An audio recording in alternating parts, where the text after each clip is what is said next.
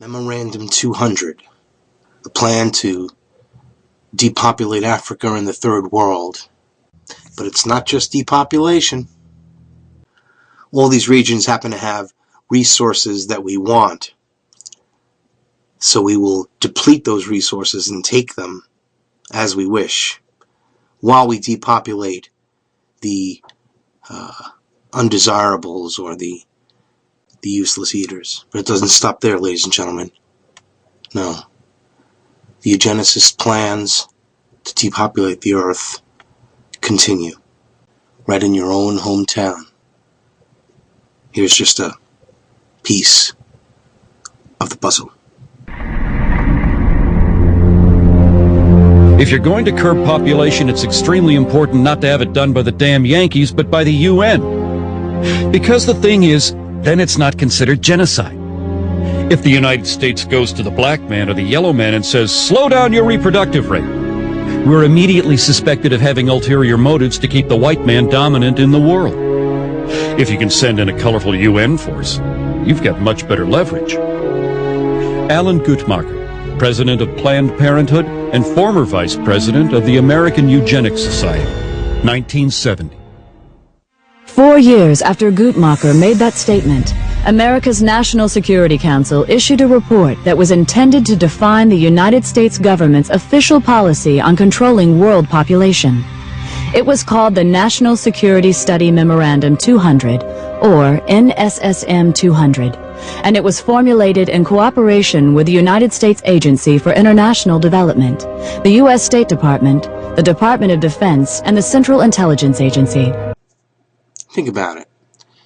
What does the Department of Defense and the CIA have to do with all this? Well, they have to coordinate efforts to maintain imbalance, cause Hegelian wars between different tribal factions while they depopulate, and gather intelligence to create more conflict. They need to coordinate it so they can get the resources while they depopulate. One of its goals was to establish a strategy for reducing the populations of third world countries so that the United States could have increased access to their natural resources, particularly minerals and metals. Among the conclusions of NSSM 200 was that no country has reduced its population growth without resorting to abortion. The authors of the report then identified 3 non-governmental agencies that would be funded to carry out the government's population control agenda in the targeted countries. One of those agencies was Planned Parenthood. One of the tactics specified in NSSM 200 was that we might withhold food aid after a disaster if the countries do not accept the American idea of birth control, and this has happened many times all over the world. One example is the Southern American country of Guyana, which was hit by a hurricane back in 1997. Now, they had turned down abortion and birth control for 12 years straight, but after the hurricane hit Guyana in 1997, the World Bank said, we will not give you any aid unless you legalize abortion and birth control, and that's exactly what they did. I've seen this several times in Africa, where droughts have hit, and the United Nations and U.S.A. will not assist unless they accept birth control. I've been all through Africa myself, and I've seen medical clinics that are full of birth control devices but no safe motherhood delivery kits. There's no anesthesia, there's not even any bandages there. There's crates and crates of birth control pills and condoms. Now, while our commitment to birth control is going up every year, our commitment to authentic economic development is dropping. So we see less clean drinking water funding, less school funding, see less medical clinic funding. Another example is Haiti. Haiti has been hit by hurricanes several times, and the United States and other countries are saturated with birth control. In Haiti now, any woman, 90% of women at least, can now get access to any kind of birth control they want to, government funded, but less than 20% of the Haitians have access to clean drinking water. Now try to imagine there being a natural catastrophe in a country like Canada or Australia or France or England. And we go in there and we say to them, we're not going to offer you any kind of aid unless you accept our philosophy on birth control and population control. That will be outrageous. But that's our standard operating procedure when we go to a black country after a catastrophe of some kind. You cannot believe that we are going to treat people in a foreign country like this and not treat our own population of African Americans the same way. Consider what happened after Hurricane Katrina. One of the first things we did was bring in birth control and contraception. And as we all know, the hurricane disproportionately affected black families in that area. And I seriously doubt if the same kind of disaster hit a middle-class white area, the first response would be condoms and birth control. This idea that population control could be used to control a specific population was not unique to NSSM 200. For example, before the Nazis took power in Germany, abortion had been illegal except to save the life of the mother. But under Hitler, the Hamburg Eugenics Court ruled that it would still be illegal for Aryan women, but legal for women of what they called inferior racial stock. According to the court, encouraging eugenic abortions would promote racial hygiene and protect the health of the German people. This new policy eventually led to certain women being threatened with execution if they refused to abort what the Nazis called racially worthless babies. At about the same time this was going on in Germany, the government of Bermuda was blanketing the island with population control facilities and openly stating that their intent was to limit the numbers of blacks. Then in 1958, blacks in the Caribbean rebelled against a Planned Parenthood-led birth control campaign that was exclusively targeted at non-white residents, while at the same time, prosperous white residents were being encouraged to multiply. Following a similar pattern, a 1965 article in the Pittsburgh Courier newspaper reported that under apartheid, the white South African government was relying on targeted birth control as its primary weapon to reduce the number of blacks in the country. Unfortunately, we now know that the U.S. government was not immune to this sort of thing either.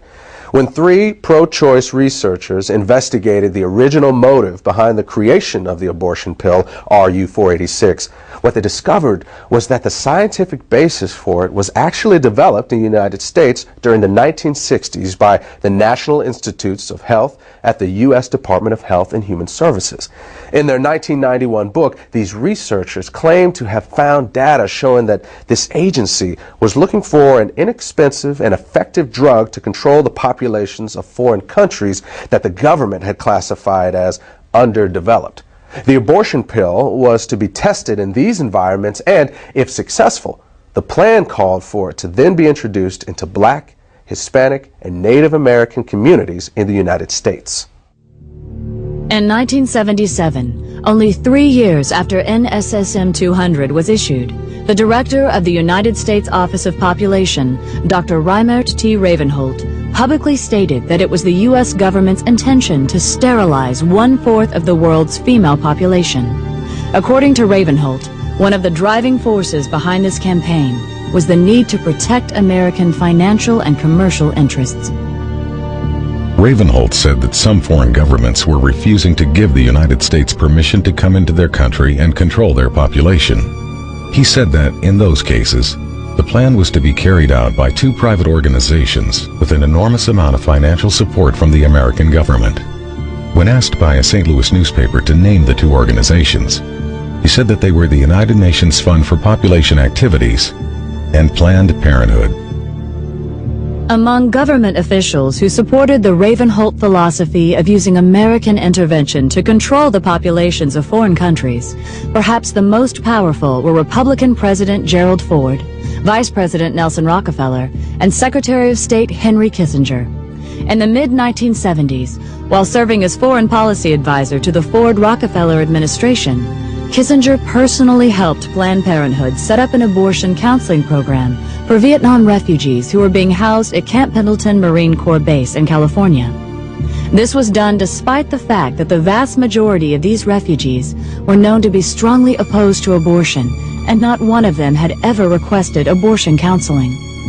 At the same time, Kissinger also refused to hold an abortion training program that was being conducted by the Agency for International Development, which operates under the direction of the State Department. Kissinger allowed this project to continue despite numerous complaints that it was in clear violation of U.S. law that specifically prohibited American foreign aid funds from being used for this purpose. The commitment that Ford, Rockefeller, and Kissinger had for this illegal project may have been a reaction to something Reimert Ravenholt had said a few years earlier. In 1973, he was speaking at a Planned Parenthood national conference where he told attendees that abortion may actually be the most demographically powerful way of controlling population. Ravenholt would eventually be honored by Planned Parenthood for what it called innovation and vision in the population field. Years ago, a series of USA Today articles documented that there are large multinational corporations on the New York Stock Exchange today that actually got their start in the slave trade. But when slavery ended and Africans could no longer be financially exploited, many of those same corporations began pouring millions into the eugenics movement. The people they had found so valuable as property, they had little use for as fellow citizens. And again, some of those corporations and foundations and institutions are still around today, and every year they still pour millions into eugenics organizations like Planned Parenthood. In fact, if you look at Planned Parenthood's donor list, it reads like a who's who of corporate America. You also have individual elitists doing the exact same thing. People like Bill and Melinda Gates, Warren Buffett, Ted Turner, and many others have used their own personal fortunes to make sure that the eugenics movement never runs short of money. Of course, if you confront these people or these corporations about their support for organizations like Planned Parenthood, they'll tell you it has nothing to do with eugenics. And if someone is naive enough to believe that, that's fine. But to me, it's like someone saying, yeah, I'll give a few $1 million a year to the Klan, but I'm not really a racist.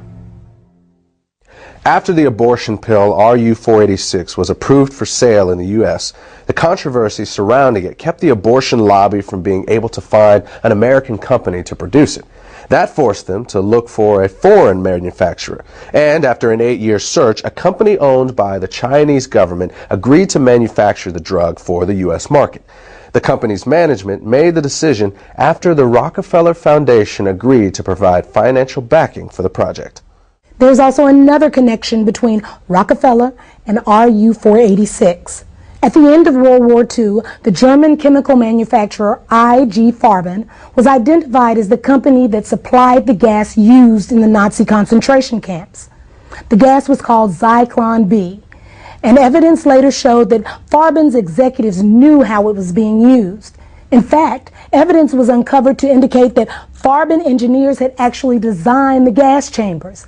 This led to some of them being tried at Nuremberg for crimes against humanity, including genocide and slavery. Interestingly, IG Farben was a financial partner with John D. Rockefeller and Standard Oil of New Jersey in a company called Standard IG Farben. In addition, within 3 months after Hitler came to power, the publicity director of Rockefeller Foundation and personal advisor to John D. Rockefeller, a man named Ivy Ledbetter Lee, was assigned the responsibility of directing public relations for IG Farben. After the war, IG Farben would change its name to become known as Hercht AG. Today, Hercht is a gigantic multinational corporation with subsidiaries all over the world, including the United States. Ironically, one of Hercht's subsidiaries, Rusal-Yuclof, is the French company that developed RU-486. In other words, the same company that produced the gas used in the Nazi death camps also produced the abortion pill that is now being used in American abortion clinics. And in both cases, there was a known connection to the Rockefeller Foundation.